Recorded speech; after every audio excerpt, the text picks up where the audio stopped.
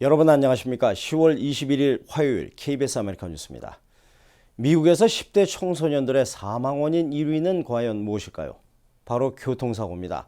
그런데 청소년들의 교통사고는 대부분 부주의한 운전으로 발생하는 만큼 철저한 교육과 홍보를 통해 예방이 가능하다는 지적입니다. 윤범수 기자가 취재했습니다. 셔먼 옥스에 사는 제리 린치 씨는 4년 전 자신의 소중한 아들을 잃었습니다.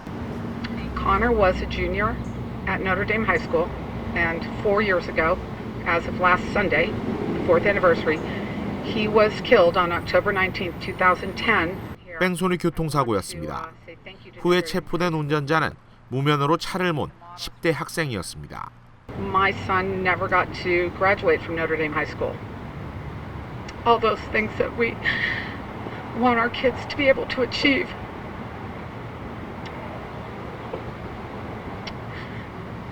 I really never thought I'd be standing here talking to you, but I think it's really important that we understand that these distracted driving is preventable.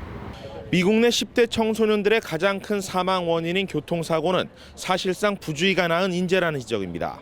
그리고 이를 입증하는 수많은 통계들은 역설적으로 이런 사고들을 미연에 방지할 수 있다는 점도 보여줍니다. 75% of all teen driving fatalities do not involve alcohol and drugs, but everyday poor decision-making behind the wheel and inexperience. 실제 10대 청소년들에게 부주의로 인한 운전이 미치는 영향은 어느 정도일까? 차 안에서 큰 소리를 떠들 경우 사고 위험률은 3배, 운전자도 대화에 가담했을 경우 무려 6배나 사고 위험이 높아집니다. 10대 운전자 1명이 운전할 때는 다른 성인 운전자보다 50% 사고 위험률이 더 높고 3명에서 4명의 친구들이 함께 탔을 경우에는 4배나 사고 위험률이 올라갑니다.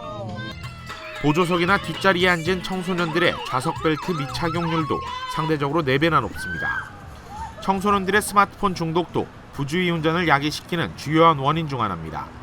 베일러 대학의 조사 결과 청소년들이 하루 일과 중 가장 많은 시간을 할애하는 것은 수면이 아닌 스마트폰 사용으로 드러났으며 오토클럽의 조사 결과 청소년 운전자의 3분의 2 이상이 운전 중 전화를, 3분의 1 이상이 문자를 사용한다고 밝혀 그 심각성을 더하고 있습니다. When you look at across the nation and you talk about 3,000 young lives lost every single year because of distracted driving, dying in automobile collisions, they're not accidents. They're tragedies. 가주 고속도로 순찰대는 이번 주 전국 10대 안전운전 주간을 맞아 여러 교육기관과 비영리단체와 손잡고 청소년들의 안전운전 수칙과 학교와 가정에서의 교육 예방법을 대대적으로 홍보하고 있습니다. KBS 뉴스 윤범수입니다. 미국인들은 정치 뉴스 관련 언론들 가운데 신문보단 방송을 더 신뢰하는 것으로 조사됐습니다. 가장 신뢰도가 높은 정치 관련 언론사는 CNN 방송인 것으로 나타났습니다. 노승욱 기자의 보도입니다.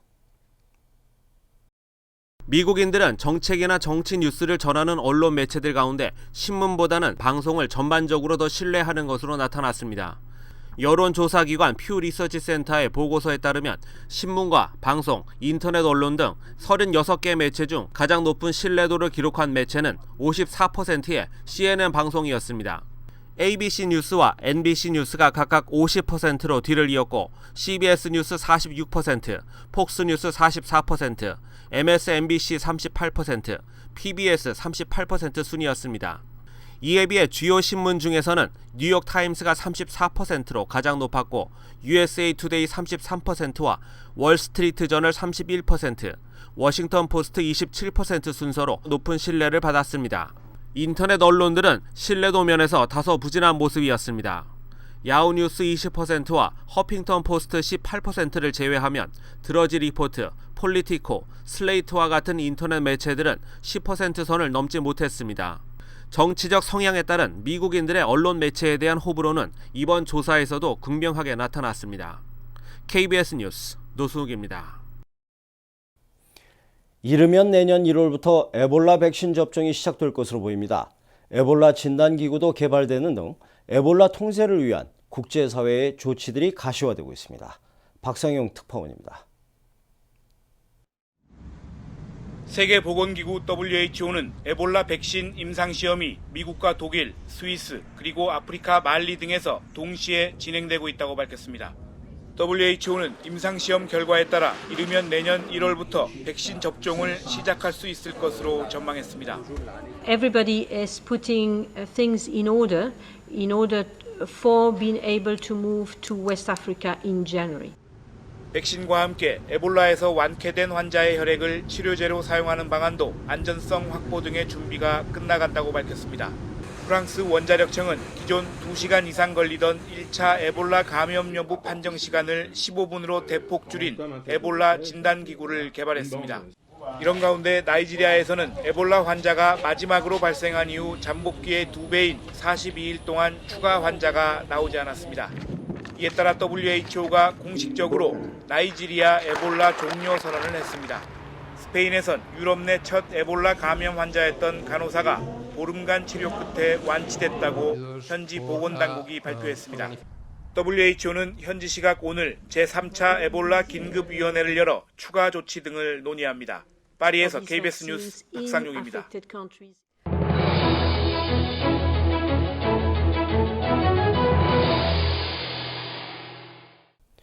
앞으로 뉴욕시에 일터가 있는 직장인들은 통근세를 공제받게 됩니다.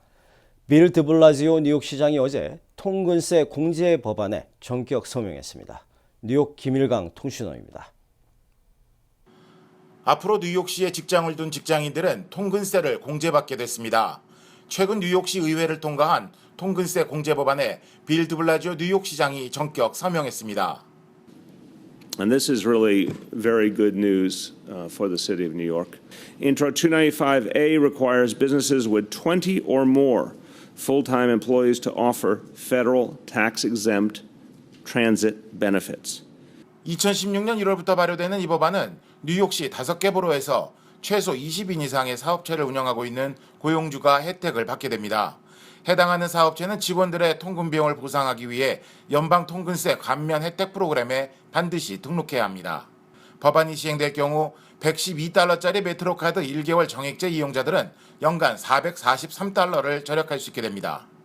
This piece of legislation should help as many as 450,000 New Yorkers newly access transit benefits, folks who were not able to before but will now because of this law, and found that he or she could save as much as $443 a year, which is significant savings for working people.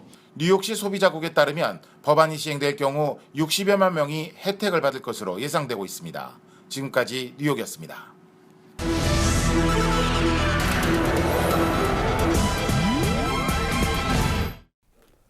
북한에 억류됐던 미국인 제프리 파울 씨가 억류 6개월 만에 석방됐습니다. 파울 씨는 북한에 억류됐던 3명의 미국인 중 1명인데요. 나머지 2명은 이번 석방에 포함되지 않았습니다. 워싱턴 김성진 특파원입니다. 북한에 억류됐던 미국인 제프리 파울 씨가 석방됐습니다. 억류 6개월 만입니다. 미국 정부는 공식 브리핑을 통해 석방 사실을 확인했습니다. Jeffrey Fowl has been allowed to depart the DPRK and is on his way home to rejoin his family. We welcome the DPRK's decision to release him. 올해 56살인 파울 씨는 지난 4월 말 북한에 입국해 함경남도 청진을 여행하던 중 성경책을 숙소에 놓아둔 혐의로 5월 초 출국 과정에서 체포됐습니다. 북한은 파울 씨에게 적대 행위 혐의를 적용해 기소하는 방안을 검토해 왔습니다. 미 국무부는 파울 씨의 건강은 양호한 상태라고 설명했습니다. 미국 정부는 북한 당국이 제시한 일정에 따라 미 국방부가 항공편을 제공한 사실도 확인했습니다. 파울 씨가 석방됨에 따라 북한에 억류된 미국인은 2명으로 줄었습니다. 2012년 11월 억류된 케네스 배 씨는 15년 노동교화형을, 지난 4월 억류된 토드 밀러 씨는 6년 노동교화형을 선고받고 복역 중입니다. 미국 정부는 파울의 석방을 환영하면서 나머지 2명도 조속히 석방될 수 있도록 최선을 다하겠다고 밝혔습니다. 워싱턴에서 KBS 뉴스 김성진입니다. 억류 미국인 파울의 석방에 미국 사회도 높은 관심을 보이고 있습니다.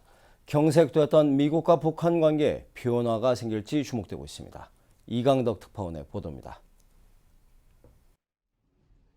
미국 백악관과 국무부의 공식 브리핑이 시작되자마자 북한이 석방한 미국인에 대한 질문이 쏟아졌습니다. CNN 등 미국 언론들도 속보로 파울의 석방 사실을 보도했습니다.